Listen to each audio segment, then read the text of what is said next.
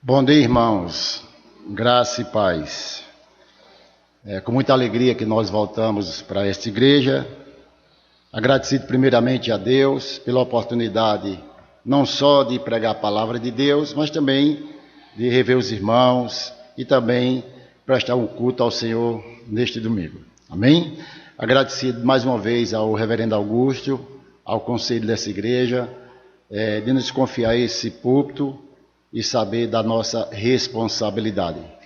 E também trazer um abraço da Igreja Zona Sul para os irmãos dessa igreja. Vamos abrir a palavra de Deus no Salmo de número 4. Salmo de número 4. Nós iremos fazer a leitura deste salmo. Salmo de Davi.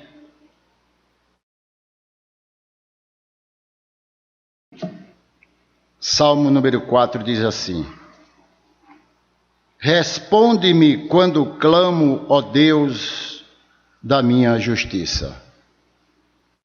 Na angústia me tens aliviado e tem misericórdia de mim e ouve a minha oração.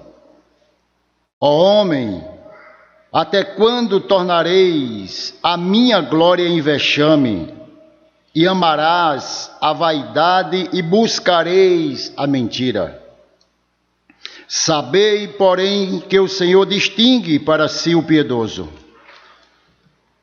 O Senhor me ouve quando eu clamo quando eu clamo por ele. Irai-vos e não pequeis. Consultai no travesseiro o coração, ofereceis sacrifício de justiça e confiai no Senhor. Há muitos que dizem: quem nos dará conhecer o bem? Senhor, levanta sobre nós a luz do teu rosto.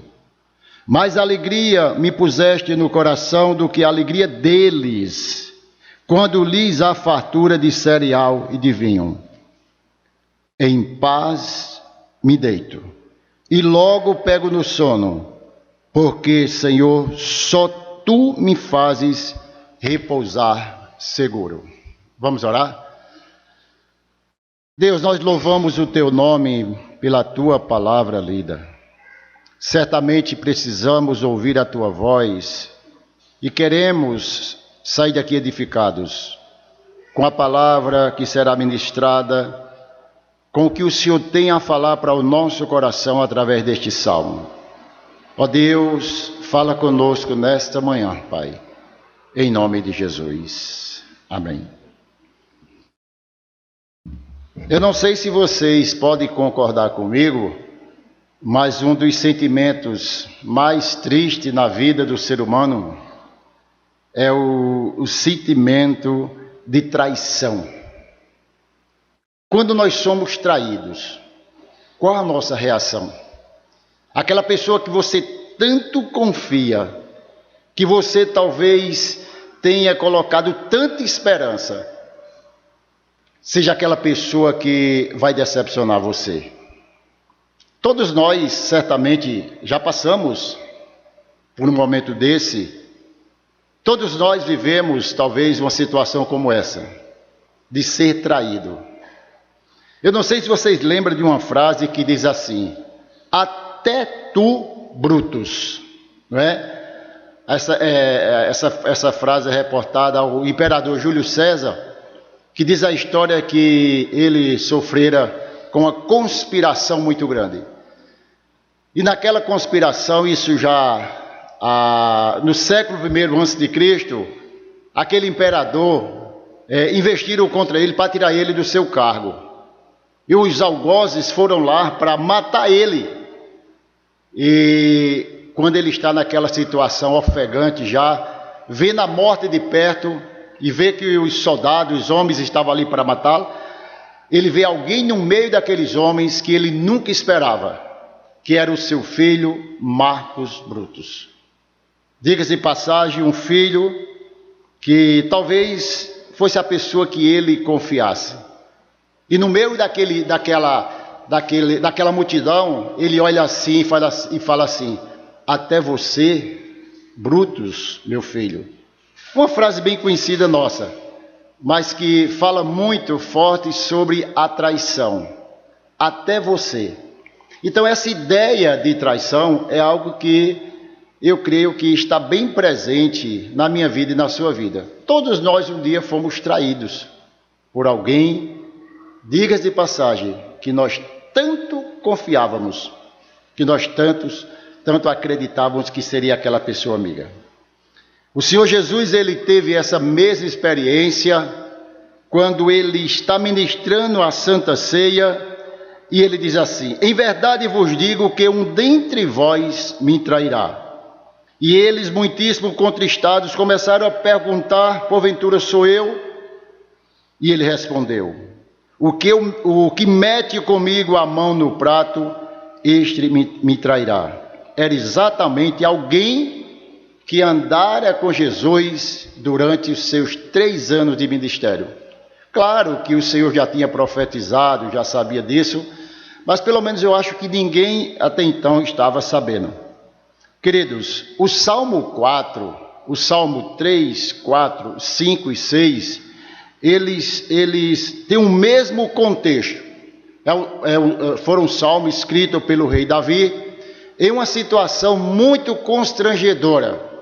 Esse salmo, do Salmo 3 ao Salmo 6, vai falar que Davi sofreu uma conspiração vindo de dentro da própria casa. Vocês imaginem algo vindo dentro da própria casa. Quando eu falei de Brutus, o filho, aqui também estava o filho Absalão. Absalão, ele coloca na sua cabeça que o pai não tinha condição de ser mais rei. E agora ele disse: bom, eu vou governar no lugar do meu pai. E a história bíblica diz que Salomão começa agora a crescer os olhos no palácio que pertencia ao rei Davi, ao reinado de Davi. E ele se levanta e começa agora a grande conspiração. No Salmo 3, no versículo 1, você vai ver logo que ele começa dizendo assim: tem aumentado o número dos meus inimigos. Aqueles que estão se revoltando contra mim têm aumentado a cada dia. Sabe o que é isso? Era que Absalão estava convencendo os empregados do rei, os súditos do rei, as pessoas que pertenciam ao palácio, de se revoltar contra o governo de Davi.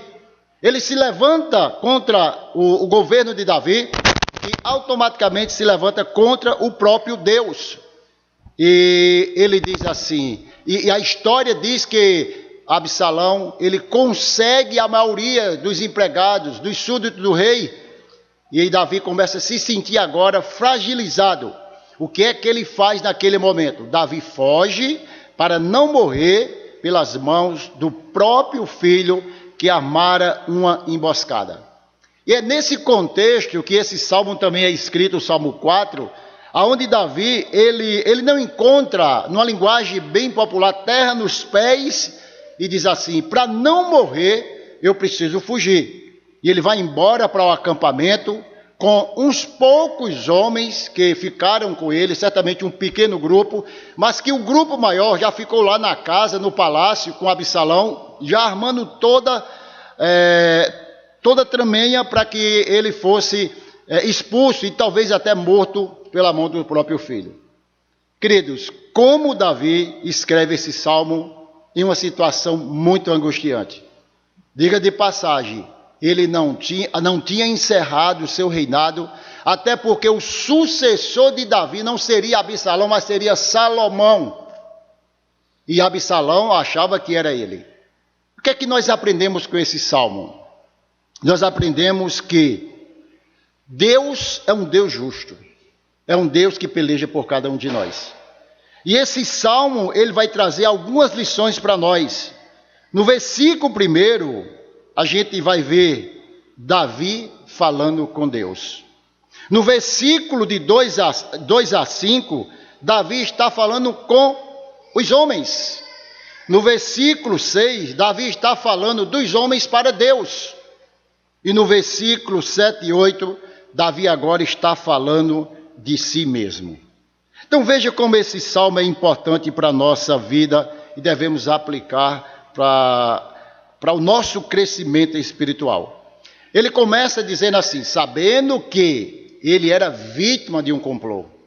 Ele não, até aqui, pelo menos, a gente entende que ele não fizera nada de errado para que perdesse aquele trono. E era algo que era Deus que iria fazer lá na frente. Mas no versículo 1, ele começa dizendo assim, responde-me quando clamo, ó Deus da minha justiça. Responde-me. O que Davi mais queria era o que eu e você queremos todos os dias. Uma resposta de Deus. E essa resposta de Deus, Breno, não vem exatamente quando nós queremos ou quando nós estamos ansiosos. E Davi certamente estava muito preocupado em ouvir a voz de Deus.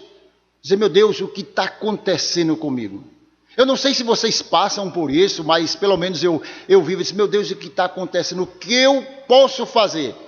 E dentro desses questionamentos, certamente eu digo, Deus, responde o meu clamor. O que eu tenho que fazer? Ou melhor, o que eu tenho feito de errado? O que não está de acordo com a sua vontade? Certamente tem sido a minha oração e a sua oração diante de situações adversas. Responde-me, ó Deus, quando clamo, ó Deus da minha justiça. Na angústia me tens aliviado, tem misericórdia de mim, ouve a minha oração. O imperativo ouve é um clamor ardente e aflito, que alguém diz assim, Deus, eu preciso ouvir a tua voz. Diga-se de passagem que Davi era um comandante, ele sabia muito bem estratégia de luta, ele sabia muito bem como poderia enfrentar os algozes, enfrentar a conspiração vindo da sua casa. Davi teve a experiência de lutar contra o gigante Golias. Davi teve a experiência de ganhar muitas batalhas. Davi teve a experiência de ter Saul ao seu lado para matá-lo, mas ele disse, não vou tocar no ungido do Senhor. Porque Davi sabia o tempo de Deus. Ele sabia a hora que Deus agiria ao seu favor. Como nós precisamos colocar diante do Senhor as nossas vidas, os nossos anseios, as nossas dificuldades. O que Davi não perde aqui, sabe o que é? A esperança, é a certeza de que ele fora conduzido ali ao reinado, não por vontade própria, mas por vontade de Deus. Um reinado que se chamava Reino Unido, onde durante 120 anos, 40 anos para Davi, Salomão e Saul. E ele, diante dessa situação, ele não tem outra coisa a fazer, a não ser dizer, Deus, eu quero fazer um pedido para o Senhor. Responde a minha oração. Ele se encontrava diante de uma situação que, humanamente falando, ele não tinha o que fazer. Ele disse, eu não vou brigar com Absalão. Eu não vou enfrentar esses soldados. Até porque muitos estão ali, foram convencidos por ele, que eram meus soldados, pessoas minhas, que agora se revoltaram contra mim. Mas eu quero clamar, Senhor, ao Deus da minha justiça. E o que é que ele quer dizer com isso? O Deus da minha justiça, o defensor dos meus direitos, diante do tratamento cruel e injusto que recebera da sua própria casa, especificamente do seu próprio filho, ele dizia assim, Deus, eu quero que o Senhor seja justo. Lembrando que, quando ele pede justiça, ele não está se colocando em uma posição de cima de uma pessoa imbatível, de alguém que não cometera nenhum erro, até porque, se for puxar a ficha de Davi, o passado dele vai estar registrado lá um grande pecado, algo que confrontou a santidade de Deus quando ele adultera com a mulher de um de seus soldados. Mas o que ele diz aqui é extremamente importante. Tu és o Deus da minha justiça. Diante de um mundo injusto que nós vivemos, diante de pessoas injustas que nós vivemos, nós não temos outra oração a dizer: Senhor, tu és justo. O Senhor faz justiça aos oprimidos. A maior crise do profeta Abacuque foi porque ele não entendia o silêncio de Deus diante de homens maus, pagãos, que prevalecia contra o povo de Deus. E ele disse: Senhor, até quando ficarei eu aqui clamando, buscando, e o Senhor não me responde? E o texto sagrado de Abacuque, capítulo 1, diz que Deus, quando responde ao profeta, parece que a crise aumentou. Se o silêncio machucou o coração do profeta, a voz de Deus machucou muito mais. Perceba que muitas vezes nós estamos incomodados com o silêncio de Deus, mas quando Deus fala, parece que a coisa se torna muito pior. Ele disse: olha, o que vai acontecer é que eu vou usar os caldeus, essa pessoa, esse povo ruim, para servir como disciplina para o meu povo. Queridos, perceba a humildade de Davi. Ele está falando de alguém que o maltratava, tripudiava a sua vida. Mas ele olha para aquela situação e ele diz assim, ele não vai diretamente, talvez, pedindo, não é, como as orações imprecatórias, pedindo que Deus ferisse os inimigos, os ímpios que o perseguiam. Mas ele diz, doutora Juliana, tem misericórdia de mim e ouve a minha oração. Ele sabia do que estava falando.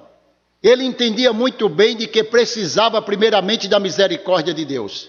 Antes de olharmos para as pessoas que nos maltratam, precisamos voltar os olhos para dentro de nós, como Davi, e dizer: Senhor, tem misericórdia de mim.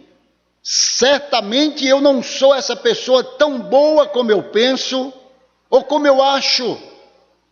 Mas antes de pedir justiça para os outros, eu preciso olhar para dentro de mim e dizer: Deus, tem misericórdia de mim. Porque nós estamos cheios da razão. Nós estamos cheios da certeza. Porque estamos, claro, certamente na casa de Deus e achamos que Deus Ele é o defensor unicamente de cada um de nós. Davi diz: Senhor, tem misericórdia de mim. Por 2 vezes no Salmo, ele pede que o Senhor ouça a sua oração. Queridos, olha que coisa interessante. E ele faz uma declaração: angústia me tens aliviado. Davi lembra o Senhor do livramento que recebera por várias ocasiões. O termo angústia aqui refere-se a uma situação sem saída. E era exatamente o que ele estava vivendo. Ele disse: o que eu vou fazer? As minhas forças são pequenas demais. Lembrando que ele era um soldado que sabia lutar. Mas ele disse: eu vou fazer o quê? Você percebe que há momentos em nossas vidas que nós precisamos calar. Precisamos parar, ponderar, dizer: Deus, não vale a pena discutir sobre esse assunto. Quanto mais nós falamos, retrucamos, atacamos, mas a situação ela fica mais degradante ainda. Não é bom a gente parar um pouco e ver como Davi se comportou diante daquilo que ele achava, e ele tinha razão das suas orações. Ele disse: Senhor, da angústia tem aliviado. Davi imprime energia e fé contra os terrores e perigos, lembrando das experiências do passado. É claro que você não vai ficar pensando no passado com aquele olhar triste, lamuriando. Mas Davi, ele sempre que enfrentava uma nova dificuldade, sabe o que ele fazia? Ele dizia assim, mas lá atrás eu passei coisas piores. Quando Saul foi confrontar Davi, você não tem condição de lutar contra o gigante, você é um homem muito novo. Sabe o que foi que Davi disse? Davi lembrou do passado. Ele disse, mas eu tive experiências no passado. Eu pastoreava o rebanho do meu pai, veio um urso, veio um leão, e eu ataquei, matei. E perceba como essas experiências do passado fortaleciam o coração do rei. É claro que cada dia nós temos uma experiência nova. Que cada dia nós somos afrontados, são outras novidades. Mas isso me traz, assim, pelo menos uma aplicação, dizer, meu Deus, quantas lutas eu já passei nessa vida, eu venci, eu estou aqui, Deus me deu graça, eu superei toda essa situação, então o Deus é o mesmo. É o que Davi está dizendo aqui, é o que ele está mostrando, de que ele diz, Senhor, o Senhor já me aliviou de muitas coisas. Isso confortava o coração do rei, quando ele trazia as vitórias passadas. Claro que ninguém vai ficar vivendo do passado, mas a gente lembrando, talvez com o coração muito agradecido a Deus, nós nos sentimos fortalecidos para enfrentar as novas lutas que virão sobre nós. Davi, ele fala com Deus. E no versículo 2 ao versículo 5, ele tira agora a sua fala com Deus, ele agora se dirige aos homens. O que é que nós aprendemos? Primeiro, nós temos que conversar com Deus. Há muita gente que age de forma precipitada. Fala o que está na cabeça, o que está aqui, solta e não pensa nas consequências. Davi, ele fala primeiramente com Deus, do versículo 1 e 2. Do versículo 2 a 5, agora ele se dirige aos homens. Nós precisamos aprender de que primeiramente devemos recorrer a Deus. Quantas pessoas têm se perdido porque têm agido de forma precipitada? Quantos conselhos eu tenho dado a pessoas que chegam no meu gabinete e digo, calma, vamos orar, vamos pensar o que temos que fazer, mas não querer agir a queima-roupa no primeiro impulso. Tem gente que sonha de noite e de dia quer colocar em prática. Cuidado, precisamos ter a resposta de Deus para aquilo que queremos fazer. E no versículo 2, ele diz assim,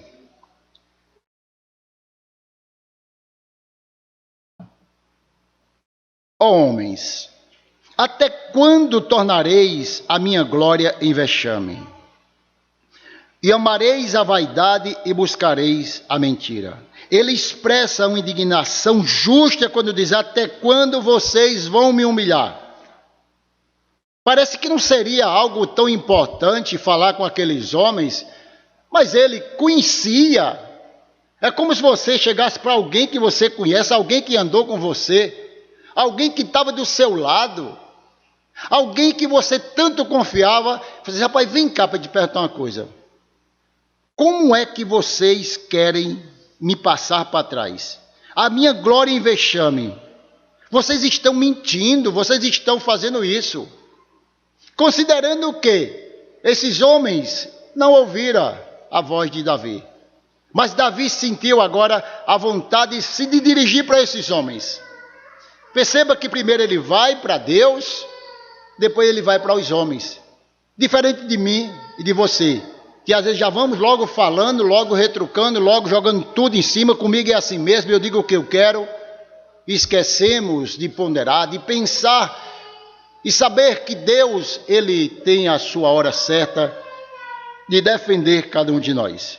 Ó homens, até quando? Aqui ele apresenta o seu problema real que está acontecendo, o motivo da sua angústia, é porque ele estava sendo humilhado, afrontado, afligido.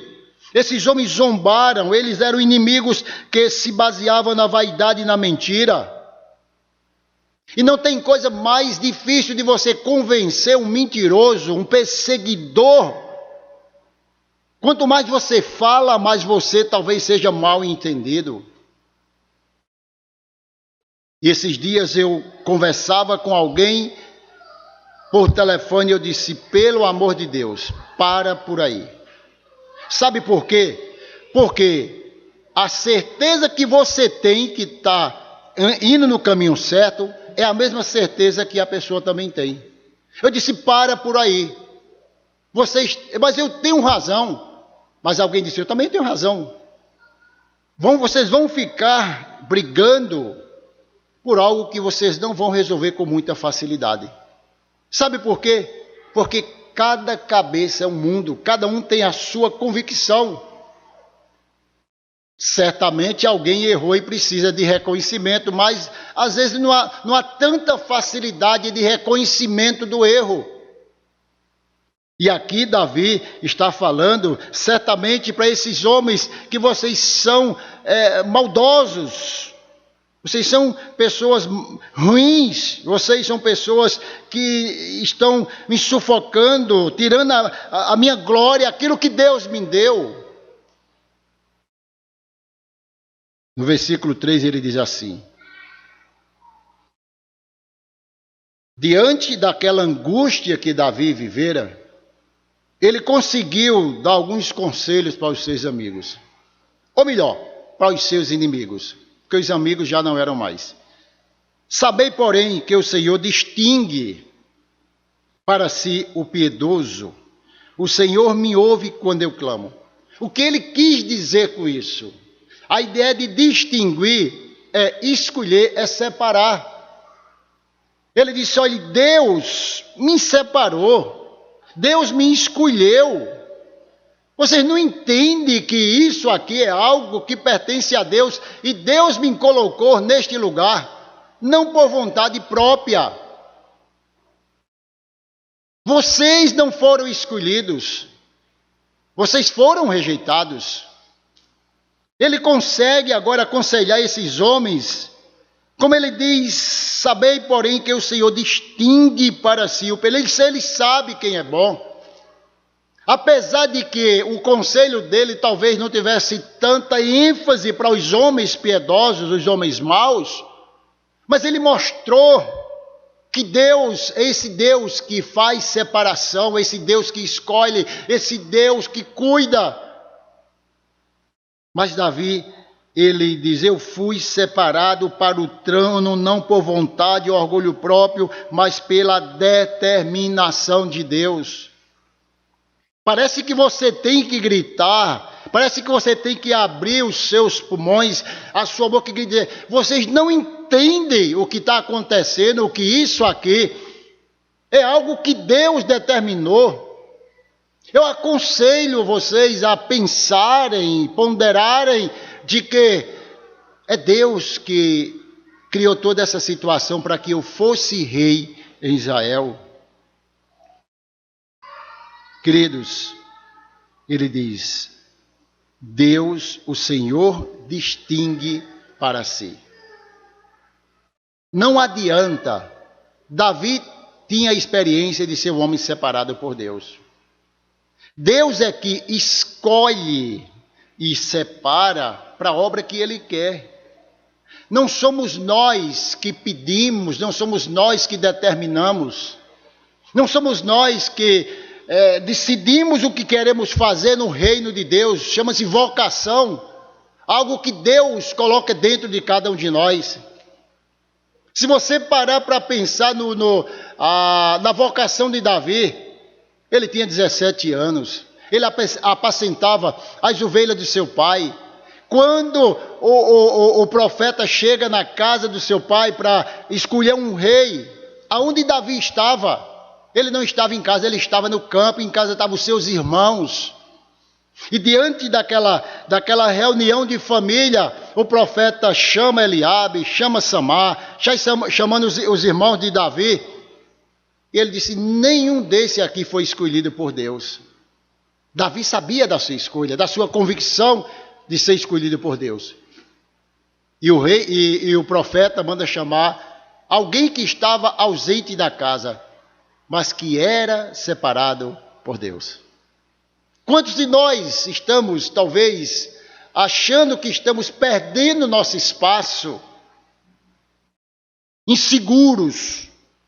Meu Deus, parece que eu estou, sei lá, perdendo. Queridos, o espaço é seu, o espaço é meu. É Deus que me colocou, é Deus que colocou cada um de nós, é Ele que vai tirar no tempo que Ele quiser. Não são os homens ímpios que determinam o curso da nossa vida. Sabei que Deus é quem distingue para si. Podemos seguramente triunfar sobre os nossos inimigos, assim diz Calvino, quando fomos dominados pela convicção do nosso ofício recebido por Deus. Davi sabia que fora separado por Deus para determinada missão. Você foi separado por Deus para uma determinada missão. Agora, se eu e você não está atento para isso aí, tem alguma coisa errada. Aí precisamos parar e dizer: Senhor, ouve a minha oração, porque eu estou muito longe do que é ser um homem chamado, vocacionado por Deus. Pensa direitinho naquilo que você receberá de Deus, na missão. Eu acredito que todos nós temos uma missão. Fomos chamados para uma missão. Claro, cada um de forma diferente. Aí no versículo 4, ele continua ali falando àqueles homens: irai-vos e não pequeis. Consultai no travesseiro o coração e sossegai. Há alguma versão que diz assim: perturbai-vos. A palavra hebraica aqui traduz melhor como tremei, estremecei. Qual é o conselho que ele fala aqui? Quando ele fala de ir aqui, de tremer, temer e tremer, Davi estava aconselhando os seus inimigos a refletirem no que ele estava fazendo.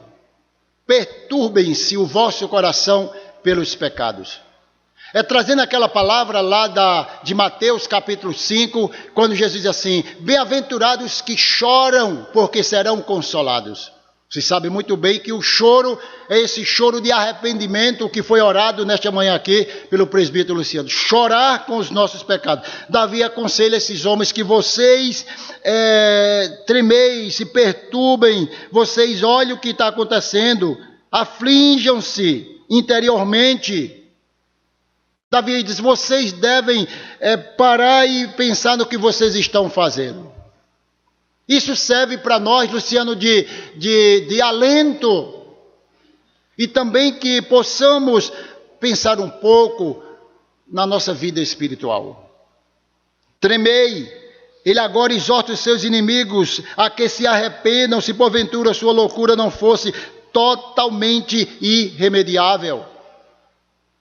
O que nós precisamos é isso: tremer diante de Deus, estremecer por aquilo que nós estamos fazendo, que está ferindo a santidade de Deus. Nós precisamos tirar os olhos da frente um pouquinho, colocar para trás dentro de nós e dizer: Senhor, essas atitudes, elas são mundanas, essas atitudes, elas não condiz com o comportamento de um servo de Deus. Foi esse o conselho que Davi deu, e é o conselho que Davi dá para mim e para você nesta manhã. Aflinjam-se. Olhe para dentro de vocês e vejam que vocês estão longe dos caminhos obedientes de Deus. Tremei. Vocês se tornaram estúpidos, contumazes, ignorando tanto a Deus quanto a si próprios. Parece que eles não conseguiam ver a sua estupidez, a sua maldade, que a cada dia, como disse o Salmo 3, que eu falei no início, se levantavam, crescia os inimigos de Davi. Eles agora: consultai no travesseiro o coração. Ele admoesta a conversar com seu próprio coração. Vocês percebem que quando a angústia é muito grande, há pessoas que não conseguem parar para pensar como está a sua alma, para conversar, no sentido de trazer uma reflexão dentro de si. Há muitos que saem desesperados para o consultório do psicólogo porque quer descobrir algo dentro de si que poderia muito bem descobrir dentro da sua casa, reconhecendo que é um pecador, reconhecendo que a sua vida está errada. Vocês querem ouvir de outras pessoas? Consulte, parem, pense. Ele diz assim: consulte no travesseiro o coração. Não há momento mais importante da nossa vida quando chegamos em casa, deitamos na nossa cama, a nossa mente começa a refletir, a pensar como foi o nosso dia, a pensar das nossas atitudes, o que nós fizemos, se agradou a Deus, se desagradou. Mas sabe o que a gente faz? Esquece tudo isso. Às vezes quer correr atrás de alguém para contar uma história. Problemas que nós criamos e que podemos, pelo menos, resolver. Procurar resolver. Porque a Bíblia nos dá todo esse recurso de chegarmos a Ele e dizer: Senhor, eu sou um homem pecador. As minhas atitudes não estão nada legal e eu preciso que o Senhor venha poderosamente sobre a minha vida e me restaure. Consultai no travesseiro o coração. Temos que fazer um exame de consciência. Temos que consultar o nosso coração com sinceridade. A ideia não é de que você diga assim: eu vou pensar aqui um pouco. Aí você automaticamente se arma, responde o que você mesmo quer. Não, mas eu tenho razão, mas por isso não crie nenhum argumento contra o seu pecado, contra aquilo que nós estamos fazendo, que está ferindo a santidade de Deus. Seja sincero com você. Sejamos sinceros com nós mesmos e dizer assim: Senhor, isso aí é algo que eu tenho feito e eu estou vendo que esse negócio não está dando certo. Pensa direitinho. Mas sabe o que acontece? Há a ideia de fugir, dormir, esquecer de tudo. Davi fez essa oração no Salmo 139, quando ele diz assim: Senhor, Tu me sondas e me conheces. Vê se há em mim algum caminho mau e guia-me pelo caminho eterno. Sonda, vai lá dentro, olhar o que tem. É o que Davi pede. O que você deve pedir, Breno? Deus, vai lá. Eu acho que eu não estou conseguindo ver, não. E olhe que muitas vezes nós estamos vendo os nossos erros, os nossos pecados, e estamos, sabe o quê? Deixando para amanhã. Consulte no travesseiro. Aí nesse mesmo versículo ele diz: sossegai. Quando perguntamos algo à nossa consciência, estejamos sérios, calados e esperando a resposta. É a ideia que você consulta do travesseiro, você coloca o seu pensamento para ver as coisas ruins e você se levanta imediatamente e não espera uma resposta. Sossegue, acalme-se. Davi tinha muito essas coisas, né? Porque estás abatido a minha alma? Porque te perturbas dentro de mim? Davi tinha essas conversas, parece que ele precisava de um confronto com ele mesmo. Ser confrontados. Nós precisamos ser confrontados para reconhecer os nossos erros e os nossos pecados, que não temos, escute isso aqui, olhe para mim, que não temos coragem de contar para ninguém, que não temos coragem de chegar para uma pessoa e dizer: rapaz, a minha vida está desse jeito. E é isso que a gente precisa. Não passar a mão e dizer: não. Qual a causa do desassossego? Era porque ele fora escolhido por Deus e estava sendo expulso. Queridos, precisamos parar e pensar um pouco como Davi. O que está trazendo desassossego na nossa alma?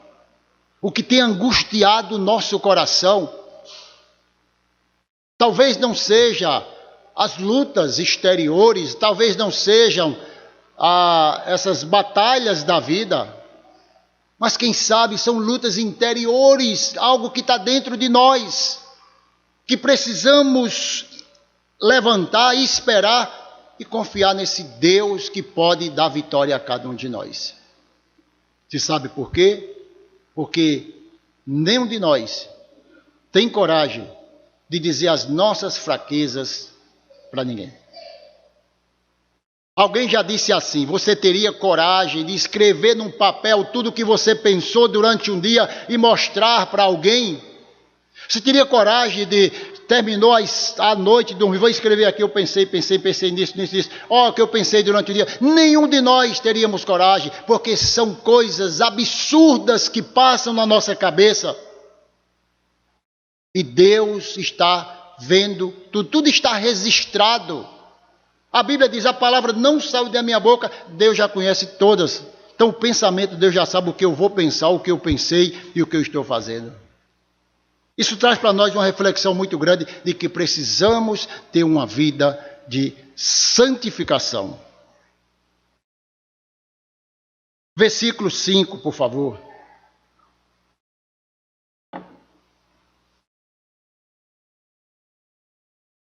Ofereceis sacrifício de justiça e confiar ao Senhor. Aí você imagina, você agora aconselhar um ímpio, os homens ímpios, piedosos, a oferecer sacrifício de justiça. Que tipo de sacrifício esses homens poderiam oferecer a Deus?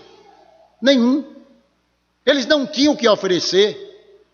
Os homens maus que estavam revoltados, rebelando-se contra Deus, atacando o servo do Senhor, ele não tinha nem. Mas Davi aconselha: ofereceis sacrifício. Aqueles homens estavam sendo injustos para com Davi, e ele os leva a se apresentar diante de Deus, justo, com sacrifício de justiça em suas mãos. Deus reprova a jactância desses homens. O sacrifício justo é para os verdadeiros adoradores, o outro é para os falsos adoradores. Não se pode admitir que esses homens fossem tomar um conselho de oferecer sacrifício a Deus, porque eles não tinham, eles não viviam, o seu comportamento não deixavam. E ele diz: oferecei sacrifício. Confiai. Confiai. Por que ele fala confiai? Ele estava dizendo assim: Absalão está confiando em sua força. Absalão está colocando a sua confiança em seus soldados. Absalão está confiando em vocês, que em breve irá tomar posse do trono. Vocês devem confiar em Deus. Vocês devem confiar no que Deus faz, no que Deus fez, no que Deus vai fazer na vida de vocês.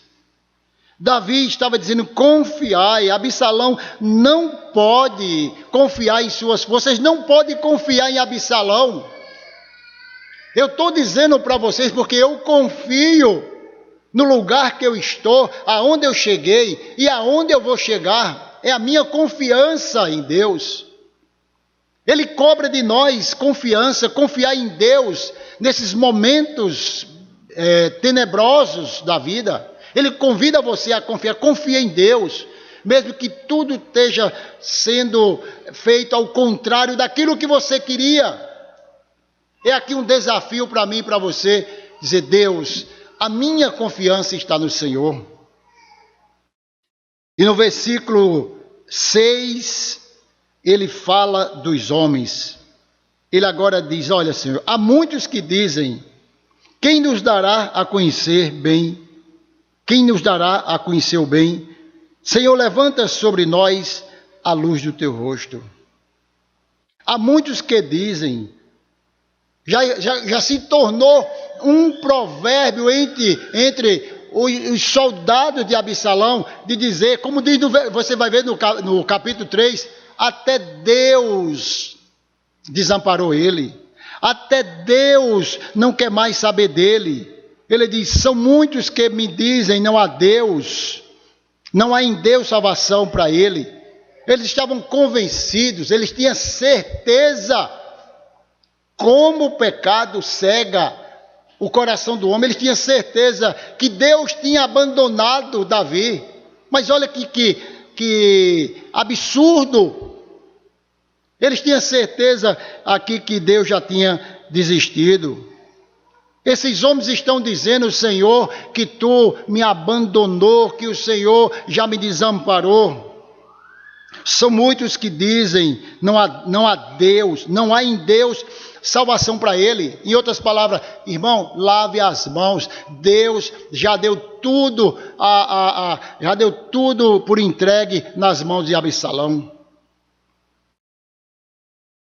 Ao responder essa pergunta, o salmista passa da primeira pessoa de singular para a primeira pessoa do plural, quando ele diz, Senhor, levanta sobre nós a luz do teu rosto. Você percebe como Davi, ele estava buscando de Deus, querendo de Deus, esquecendo toda a maldade desses homens. E no versículo 7 e 8 ele vai encerrar falando de si mesmo. E ele diz, mas mais alegria me puseste no coração do que a alegria deles. O que é que você entende com isso? Ele está muito feliz que tomou o reinado. Eles estão muito felizes. Eles estão abastecidos, estão felizes. Mas a minha alegria é a alegria interior. Eu sei que Deus tem colocado a alegria no meu coração. Mais alegria me puseste no coração do que a alegria deles, quando lhe há fartura de cereal e vinho. Sabe o que é isso? Eles estão abastecidos. Eles estão lá em festas. Mas quem é alegre sou eu. Você não vai perder a alegria por alguma coisa que aconteceu ou está acontecendo na sua vida.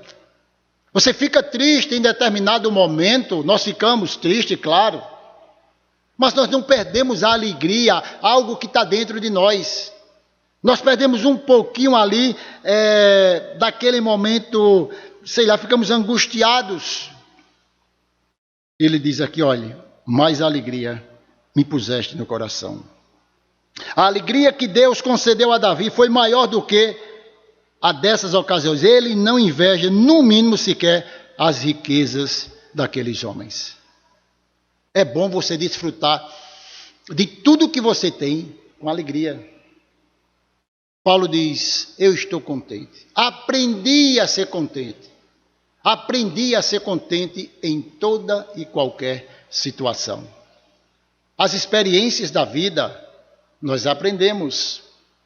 E precisamos também dizer, Deus, eu estou contente. Ninguém quer se alegrar quando perde. Ninguém se alegra quando está numa situação difícil. Mas às vezes isso serve como uma disciplina de Deus para que Ele esteja treinando dentro do nosso coração se realmente nós somos alegres, felizes pelo que temos. Foi uma das provas que Jó passou. Deus disse, Satanás, você observou o meu servo Jó? Homem reto, íntegro e temente a Deus. Sabe o que Satanás disse? Também, com a vida dessa, quem é que não está alegre? Também, fazenda, riqueza, qualquer um, Deus, fica feliz. Deus disse, não, você vai tocar. Permitiu Deus que Jó perdesse algumas coisas, mas a alegria permanecera no coração daquele que perdera todas as coisas. Mas a alegria me puseste no coração do que a alegria deles, quando há fartura. Aí ele conclui esse salmo de forma maravilhosa.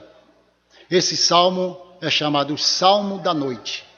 O Salmo 3 é chamado o Salmo do Dia. O Salmo do Dia e o salmo da noite. Um diurno, outro noturno. Quando ele diz assim, em paz me deito e logo pego no sono. Tem coisa mais angustiante do que não dormir.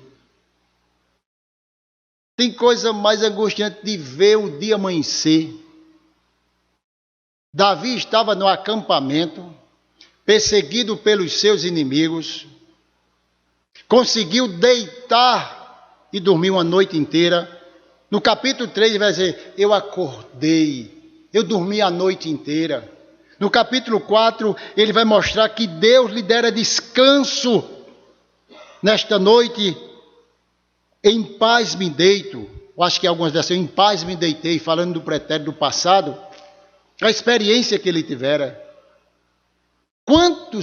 Quantas noites nós ficamos aflitos, perdendo sono, e atrás de um aplazoram, de um Rivotril, para ver se o negócio melhora, que não conseguimos conciliar o nosso sono. Por que Davi fala essas palavras? Porque ele confiava em Deus.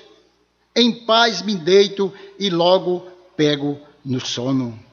Em meio às agruras e fuga, ele podia ter paz.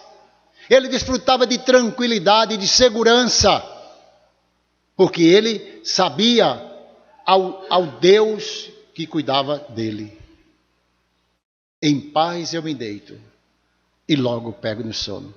É uma oração que todo mundo quer fazer à noite, mas nem sempre é o que é a realidade. Quantos têm perdido o sono? Não sei de vocês aqui. Chega de noite, a ansiedade toma conta do coração, a angústia na alma, talvez até pelos próprios pecados, talvez pela uma esperança perdida, quem sabe lá pela uma frustração, pela uma perda, que é nesse momento que nós precisamos, Deus, eu preciso dormir. Minha esposa diz todos os dias, você dorme demais. Quando eu chego na cozinha, que volto no quarto, você já está dormindo. Eu digo, eu vim para aqui, para quê? Eu tenho colocado a minha, eu tenho que dormir. De noite eu não resolvo problema, eu não pago conta, eu não faço nada, eu só tenho que dormir, Breno. Aí a mulher reclama, você dorme fácil demais.